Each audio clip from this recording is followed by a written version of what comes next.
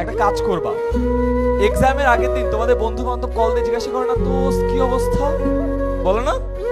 বলে না যে দোস্ত একদম পড়া হয় নাই, কালকে তো ফেল করবো দোস্ত, আর বলিস না, ঠিক না? আবার এক্সামের পর ওরাই ভালো করে না, মারতে ইচ্ছা করে না ওদেরকে। আজকে থেকে একটা কাজ করবা, বুঝছো?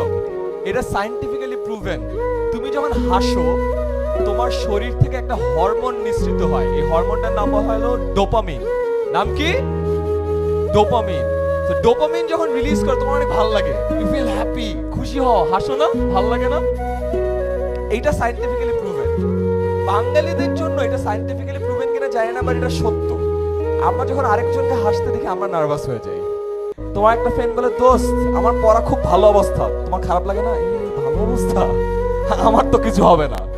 নেক্সট টাইম তোমাকে যখন কেউ ফোন করে জিজ্ঞাসা করে, বলবে যে দোস্ত কি অবস্থা, উত্তর দিবা দোস্ত খুব ভালো অবস্থা। ওই সাইড দেখবা অলরেডি নাই, নার্ভাস হয়ে গেছে। কেন দোস্ত তোর পড়া হয় নাই? তখন জিজ্ঞেস করবে, দোস্ত তোর সব পড়া শেষ? হ্যাঁ দোস্ত শেষ তো। এন্ড দেখবা নাই। আরো একটা কাজ করবা, এক্সামের দিন অনেক নার্ভাস লাগে না, মনে হয় না যে কিছু পারবা না, একটা ছোট কাজ করবা। যেই ছেলেটাকে দেখে মনে হবে ওই যে চশমা পরা ছেলেটা খুব ভালো পারবে, ওকে মনে হয় ফার্স্ট হবে, আছে না?